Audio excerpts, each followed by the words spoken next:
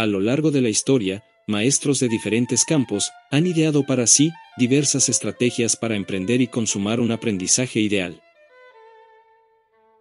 En el video anterior vimos 2 estrategias que te ayudarán a enfocarte de la manera correcta para que puedas disfrutar el camino hacia lograr lo que te propusiste.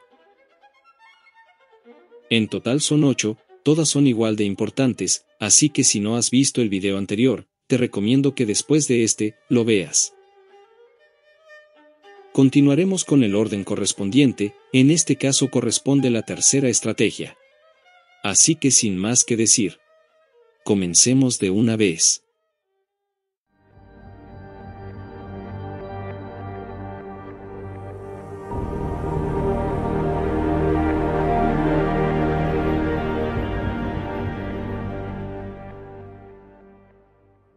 Mantén una sensación de inferioridad. Algo que puede obstaculizar nuestro camino de gran manera son ciertas deficiencias que tienden a enconarse y crecer en nuestra mente a medida que pasan los años, a menudo inculcadas por la escuela o la familia. Hay una cierta sensación de petulancia y superioridad que suelen ser inconscientes y salen a relucir por el temor a lo desconocido. Si sentimos que sabemos algo, nuestra mente se cierra a otras posibilidades. Esto es algo que debemos reconocer cuando se presenta y evitarlo a toda costa.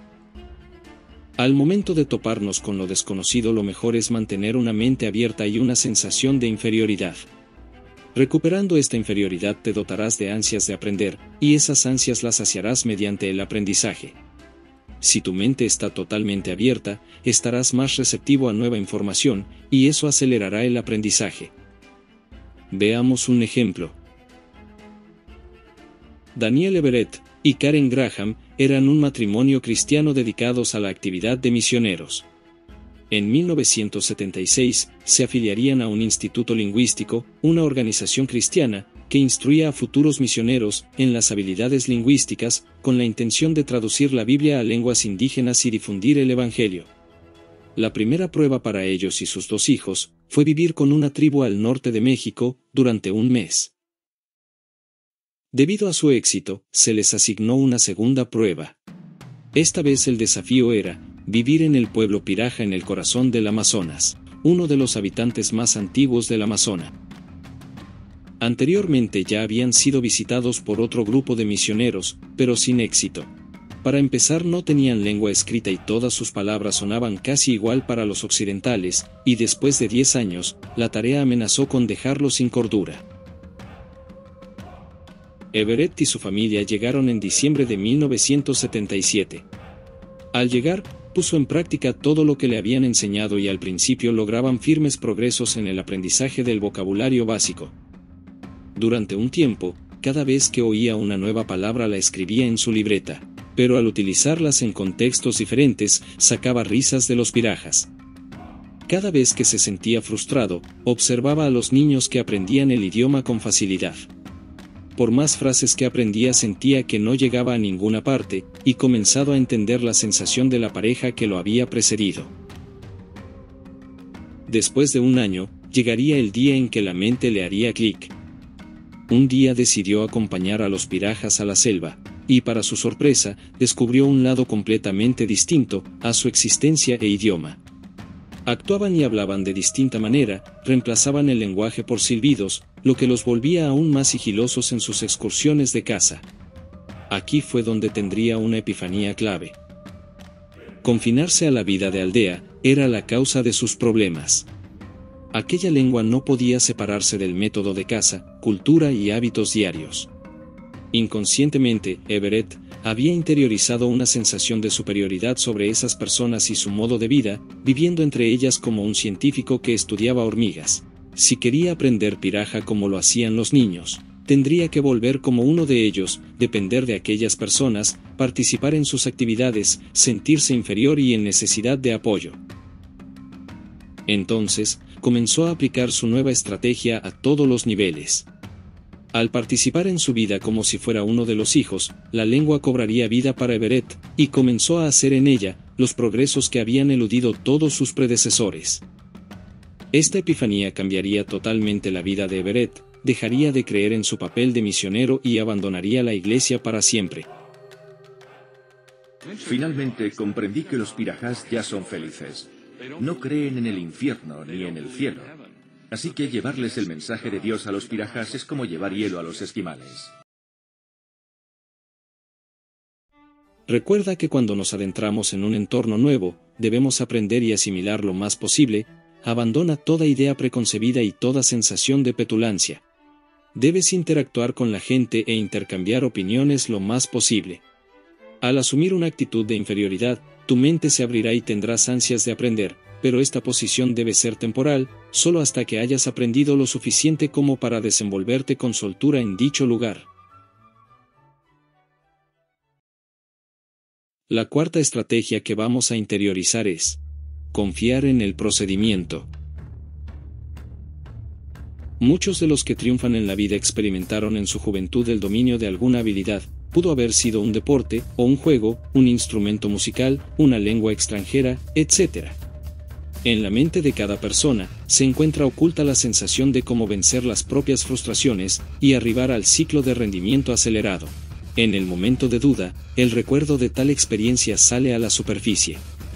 Llenos de confianza en el procedimiento, ellos superan trabajosamente el punto en el que otros aflojan o renuncian. Un claro ejemplo que nos puede ayudar a ilustrar esta idea se encuentra en César Rodríguez Jr., un piloto de avión de las Fuerzas Aéreas de los Estados Unidos. Pero el camino a convertirse en uno no fue para nada fácil. Tras ingresar al Citadel en 1981, fue enviado durante 10 meses a la Escuela de Instrucción de Pilotos, en la base de Fuerzas Aéreas de Vance, Oklahoma. Apenas llegar, se daría cuenta que las cosas no serían fáciles.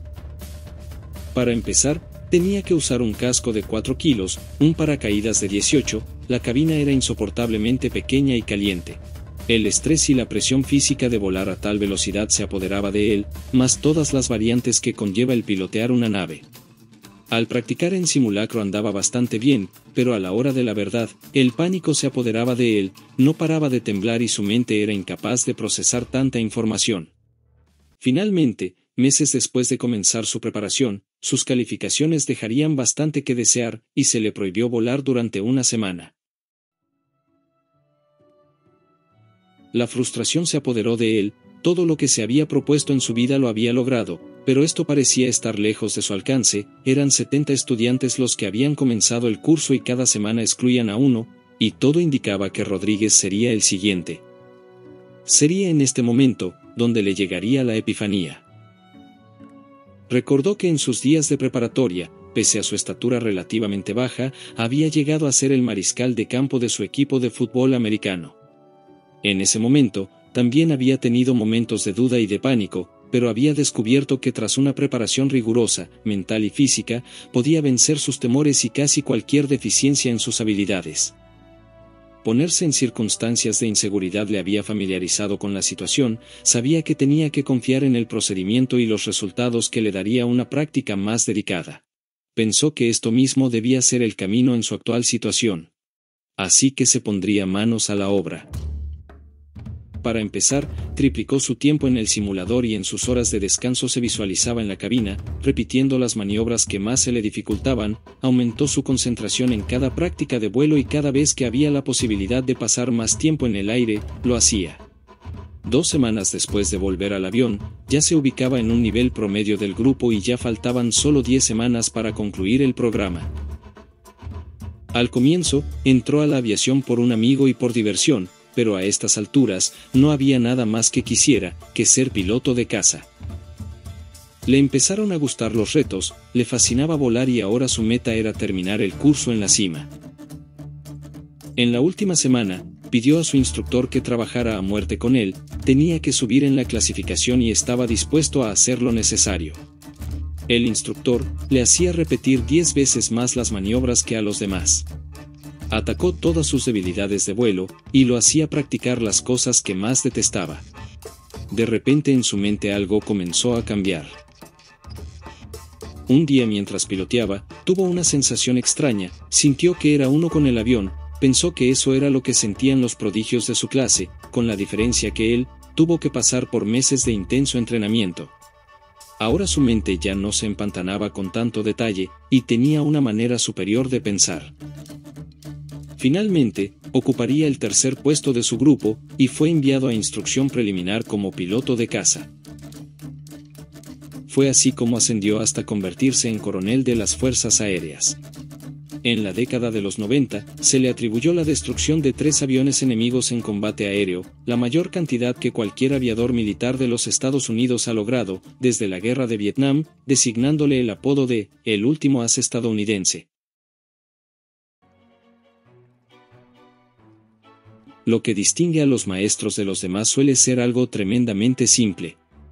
Cada vez que aprendamos una habilidad, solemos llegar a un punto de frustración, lo que queremos aprender parece estar más allá de nuestra capacidad. Si cedemos a esta sensación, desistimos inconscientemente antes de rendirnos de verdad. La diferencia no es simple cuestión de determinación, sino de confianza y fe, en uno y en el procedimiento.